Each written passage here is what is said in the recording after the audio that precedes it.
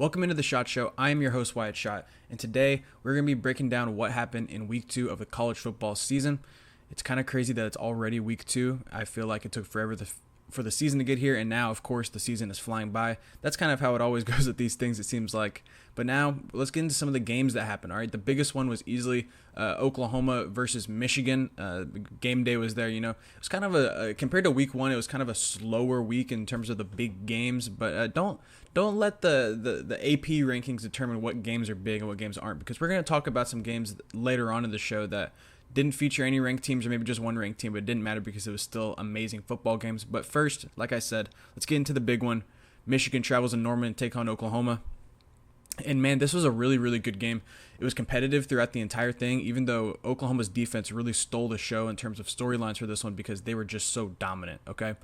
Bryce Underwood passes for, he goes 9 for 24 passing, I believe, just over 100 yards. And that being said, he was still probably the second best offensive player that Michigan had on the field, which is, you know, that speaks testament to where Michigan's defense is. But, Michigan's offense is and Oklahoma's defense is. I still think Bryce Underwood was a fantastic player. There's no need to overreact to this game. This was his first road start as a college football player. He's a true freshman. It's the first time facing a defense with a pulse.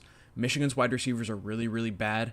But Bryce Underwood, there's plenty of reasons for his struggles, and I don't think that there's any need to overreact to why Michigan lost the way they did and why that his passing stats weren't quite what we expected. I think it's completely normal, not something that I'm really worried about. Now, Oklahoma's defense, that's going to be a problem. That's going to be a problem for a lot of SEC teams. Oklahoma's floor is still relatively low because of the strength of schedule that they play. I think a lot of people penciled in this Michigan game as a win, so that 7.5 win total projection is still very much real. Don't overreact to this game if you're an Oklahoma fan or you want to bet the Sooners. I think that this Oklahoma team is still capable of winning 9, maybe even 10 games if they maximize, but it's such a treacherous schedule that it's very easy to see the fact that they have a 7.5 win total. It makes sense. John Mateer was money in this game, okay? He was awesome. He made things happen whenever they needed to. He is a fun player to watch. I don't want to say he's Johnny Manziel, but like I do compare him to Johnny Manziel in terms of like play style. Baker Mayfield actually is another good comp, even though that they both went to Oklahoma, of course.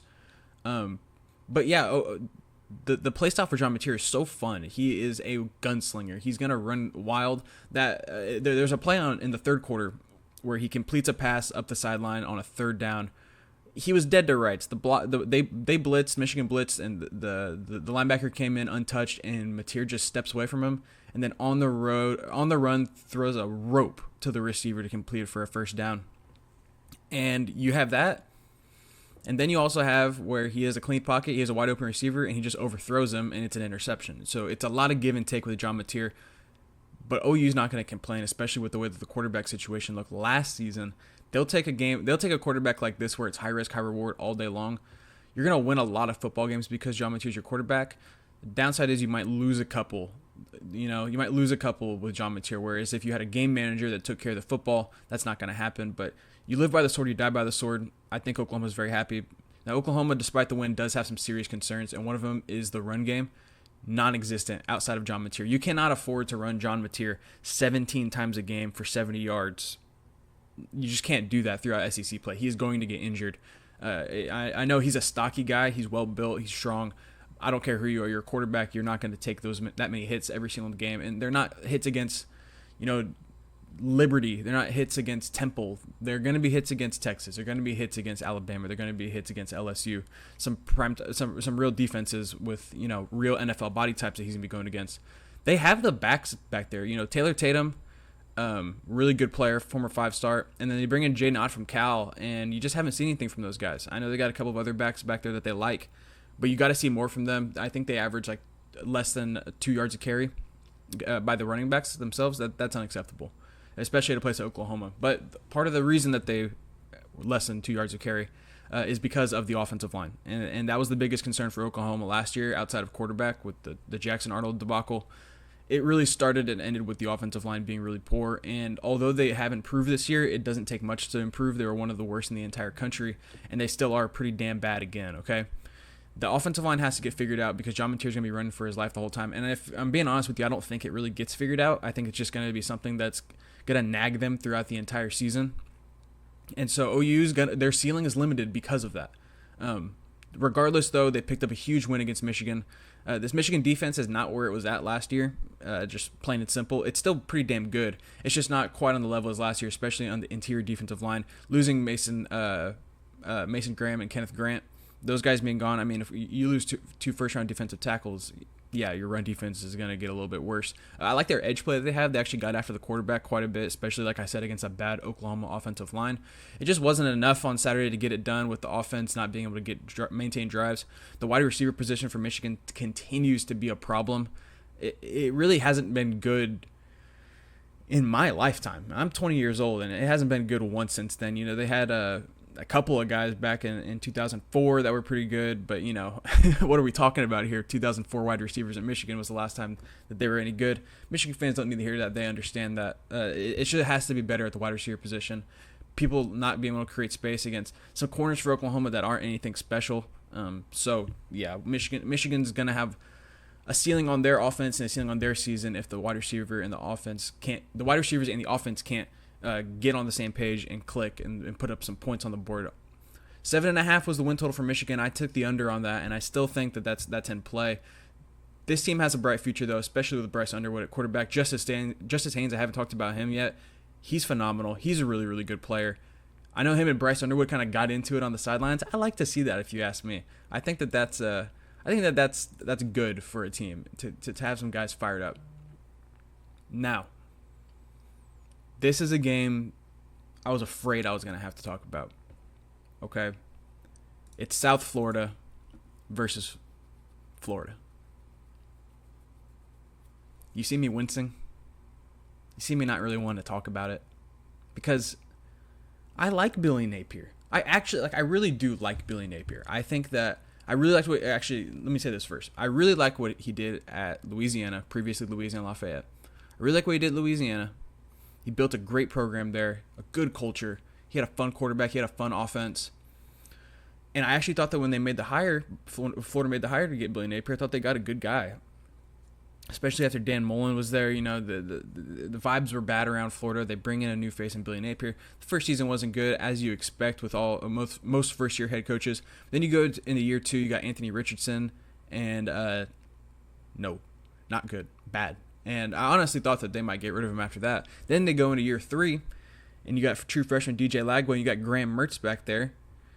And it's like, okay, here we go. It's time. Graham Mertz gets hurt. DJ, let's play. And he played really good. You're 6-0 in games that DJ Lagway starts and finishes. What more could you ask for? Yeah, well, now add a loss to that because you got beaten in your own stadium as a 17.5-point favorite against an in-state rival, or not an in-state rival, but an in-state school, a G5 school in South Florida. And that is just unacceptable. You cannot have that if you are Billy Napier in Florida. It really is just unacceptable. To have an in-state school like this with inferior competition come in and beat you, it's embarrassing. It's a bad look for the program, especially when other in-state schools like Miami beat Notre Dame and Florida State beat Alabama. And here's Florida, and you can't even get it done against South Florida. No diss to South Florida. I think that's a pretty damn good football team, but you have to understand that there's levels to this. And people around Florida and their program are going to be pissed. I know that the folks at Florida don't believe in their athletic director to get it done, and that's a fair criticism, and you're going to have plenty of people to wonder about that. It's just, man, it's got to be time for Billy, right? So many chances have been given to him. I just don't see a world where he comes back. We're going to see how this Florida team responds, but my God, do they have a tough schedule ahead of them. Their next 3 games are Miami, LSU, and Texas. And it doesn't get any easier after that. And I promise you all of those teams are better at everything than South Florida. So Florida's really going to have their work cut out for them. We'll see what they can do. Let's talk a little bit about USF, though. What a win for that program. I mean, it's just, it can really change like the perception of who you are as a program and as a coaching staff, particularly Alex Golesh. I've been bullish on him for a couple of years now. He will be an SEC head coach one day. Heck, There's a team that he just beat that might be looking for a head coach. I could see Alex Golesh working at Florida. Now, I won't talk about that now because Florida USF has a whole season to play. And speaking of, I think that this is a team that is probably now the favorite to go in there and win the American. Now, with that being said, this team still has flaws, okay? This team still has flaws. The offense kind of sputtered a lot of that game. And their defense, I don't know how much of what they did defensively was really all that good and more of just Florida self-inflicting. I don't really know. But I've seen them stop Boise State now, and I've seen them stop Florida. Although I think I have real questions about both of those offenses, and it doesn't have anything to do with how good South Florida's defense is. Byron Brown is a really, really good player, and he can make a lot of things happen for you. And I don't know. I think that South Florida, excuse me as I have some technical difficulties there. There we go. Got the camera focused in. But yeah, I think Byron Brown's a hell of a player, and he's going to win you a lot of games. But I'm worried about what he is limited as a passer. And so we'll see with South Florida. They got some tough opponents in the American. It's not going to be a cakewalk for them, although I think they're the clear favorite right now. UTSA is a good team. I don't know how much I like the matchup against them with North Texas and how they want to throw the ball a million times a game. I think that South Florida's defensive backs and their secondary and their linebackers could get kind of stretched out. We'll see if they can handle that. They'll be able to score against North Texas. That I would take the over on that one, regardless what the number is. We'll see. We'll see with South Florida. Hell of a win, though. One of the biggest wins in program history, if not the biggest win. Yeah, congratulations to them. They went out there and earned it. This was a game I'm really excited to talk about. I've been wanting to talk about this all week. Mississippi State taking down Arizona State in Starkville, in Stark Vegas. Man, it makes me so happy to see them get this win, okay? And let me tell you why. This Mississippi State program has kind of been floundering since the death of Mike Leach. And I love Mike Leach. I really do. I couldn't say enough good things about him, and if I did, it would take me 30 minutes, and I don't have that kind of time right now. But ever since Mike Leach passed away, Mississippi State's kind of been floundering. They've been doggy paddling in the deep end. They've been gasping for air. And they hire Zach Arnett after he was the interim after Leach passed away.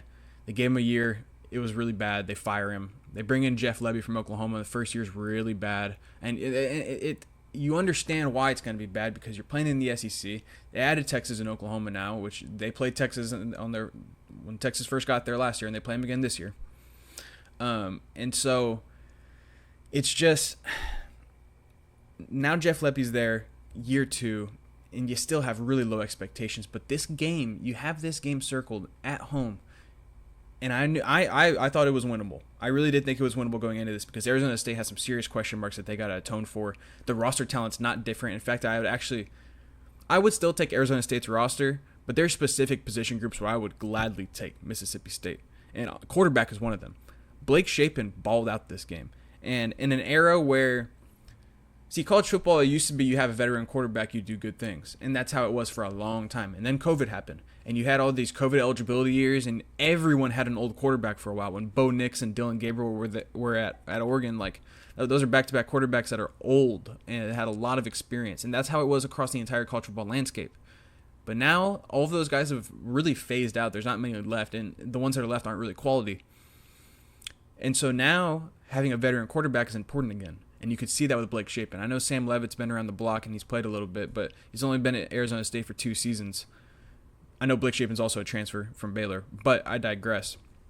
You could tell that Blake Shapen was the veteran quarterback in that game. He was the more experienced quarterback. He did some really good things. I love Brennan Thompson and Anthony Evans. Those are 2 guys with extremely specific skill sets that Jeff Lebby and Mississippi State's offensive staff have found a way to maximize. And those guys haven't been able to maximize at the other 2 locations in their career. Brennan Thompson started at Texas, transferred to Oklahoma, didn't really have a role with either of those teams. I know Oklahoma wanted him. He ended up being wide receiver 1 for Oklahoma for a little bit, but he was a bit out of his element. That's not what his skill set is. And so he transfers to Mississippi State. Anthony Evans from Converse Judson in San Antonio goes to Georgia, is like this gadgety speedster, which is what Anthony Evans is. Doesn't really work out, especially in a year where their receiver room was really bad at Georgia last year and he still couldn't find consistent playing time. I know he returned punts for them. Now he goes to Mississippi State, puts up 100 yards receiving, and he returns punts and kicks for them a couple nights ago. The fact that they've been able to maximize those two wide receivers is super encouraging for me. I'm higher on Mississippi State than most in the SEC. I think that Arkansas and Kentucky and potentially even Tennessee can be worse than them. And so, huge win for Mississippi State, huge win for this program. Arizona State, on the other hand, serious question marks. Serious question marks. They can't protect Sam Leavitt. Their offensive line is really, really, really bad. I know that a lot of people are going to talk about how Cam Scatterbo is gone, and so the running game is gone, and now Sam Leavitt looks like crap because he doesn't have Cam Scatterbo to rely on, and that is kind of true to an extent. It's just that Arizona State's run game is still pretty damn good. It's just Sam Leavitt has no time to throw, and I just kind of question what Sam Leavitt or who Sam Leavitt is as a passer. He never really did show elite passing traits last season. He had some moments, of course, like in the Texas game. I think that was his best game of the season against the best defense he had played all season. But that's not who he was on a consistent basis. He was a sub 300-yard passer, usually sub 250, and he's getting a touchdown a game, not throwing interceptions because he wasn't asked to press the ball downfield. Now he might be asked to press the ball downfield a little bit more, and I don't know if that's exactly what he's comfortable doing. I don't know if that's what he's suited to do. So I have real questions about Arizona State offensively. Defensively, I think it's a pretty solid unit. They bring back a good amount of guys from last season. Xavier Alford, the safety, most notably. And that unit's not bad. Mississippi State runs a funky offense that puts a lot of defenses into some unique issues, and I think the defense will be fine, but Arizona State's got to find a way to protect the quarterback and move the ball effectively. Now, get to move on, talk a little bit about the Cy-Hawk Showdown. That was a fun game. That was a really, really fun game. If you like boring ass games. 13 to 10 is your final, or 16 to 13 is your final. And this was a boring game. Iowa had less than 100 passing yards again. You really thought that Mark Gronowski was going to be a good quarterback coming in from South Dakota State, but he was doing some ridiculous things, just some silly stuff. That doesn't look anything indicative of what a Power 4 starting quarterback should be, much less a D1 starting quarterback. I don't know what happened to this the South Dakota State version of Mark Gronowski, but he is no longer with us, and that is not who Iowa has, which is so disappointing because Kirk Ferentz was talking in the offseason about how he's finally got a quarterback now, which is a little bit disrespectful to Cade McNamara, I must add. There has to be a conversation. There's been plenty of conversation, but it is, in my opinion, final now that Iowa in their offense does kill quarterbacks.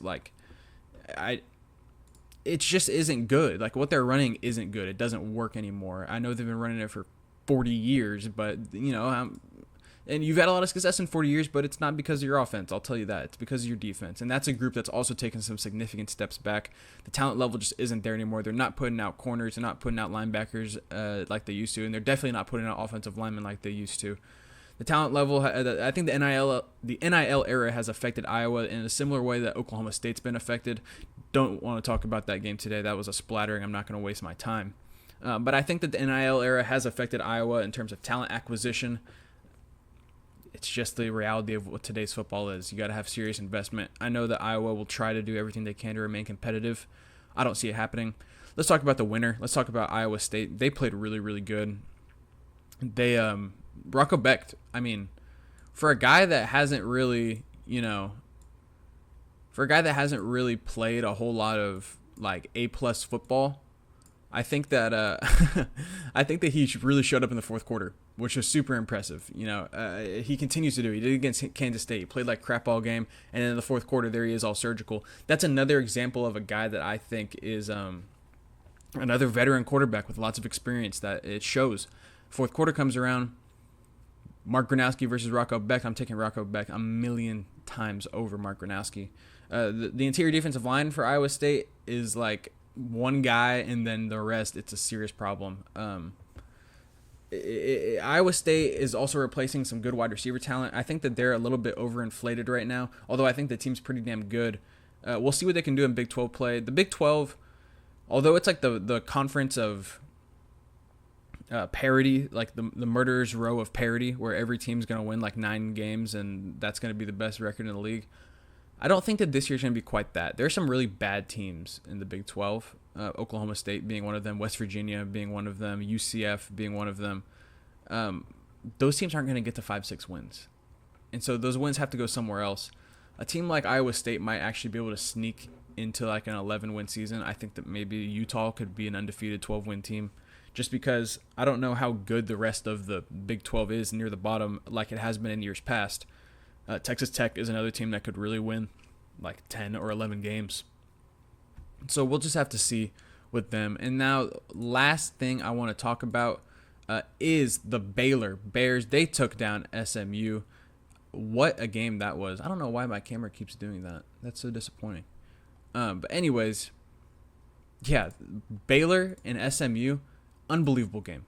This was a game that I kind of tuned out. I had bet Baylor money line. They were 3.5-point dogs. I took Baylor money line at like plus 135. It was like a couple bucks, but plus 135. And I kind of tuned this game out in the fourth quarter because Baylor was down 2 scores. I think they were down like 16 points. And so I turned it off. I wasn't watching anymore. And all of a sudden I check ESPN again, looking for a different game. And I see that's all tied up. We're going to overtime. And man, in a year where quarterbacks at the top tier programs aren't necessarily blowing people away. For example, Cade Klubnik hasn't played good. Arch Manning had a shaky start against Ohio State. Garrett Nussmeier, even though in a win against Clemson, didn't play great against Louisiana Tech the other night. In a year where some of those big time quarterbacks aren't playing good, how many wins does it take for Sawyer Robertson to start getting some Heisman talk? You know, because like if Baylor goes 7-5, he's not going to win the Heisman. Probably doesn't win it if they go 8-4. But 9-3, and he's passing for 500 yards a game, and with a 4-to-1 touchdown ratio, 4 touchdown to interception ratio. That's how RG3 won it. It had to kind of be gifted to him because Baylor was like I think they went either 10-2 or 9-3, and he had a ridiculous game against Oklahoma at the end of the season, and with all the momentum, it just kind of fell on RG3's lap. Now he went and earned it, but you understand what I'm saying? Like the top guys lost it, and if the top guys continue to lose it this year, just if you're a gambling man, I would check out some Sawyer Robertson Heisman. I would take a little bit of action. I don't think it's the worst bet in the world. Now you got to hope Baylor wins some damn football games, but that defense is going to do everything they can to lose them. It seems like. I mean, holy, Kevin Jennings looked like a prototypical pocket passer, Hall of Fame level quarterback with 300 passing yards and like 5 incompletions. Baylor's secondary is really, really, really bad. I gave them the benefit of the doubt coming into this SMU game because I thought that they really had to sell out to stop Auburn's wide receivers, and that allowed Jackson Arnold to run for 1,000,000 yards. And, you know, they got beat a couple times individually, but, you know, it's going to happen when the talent level is that different.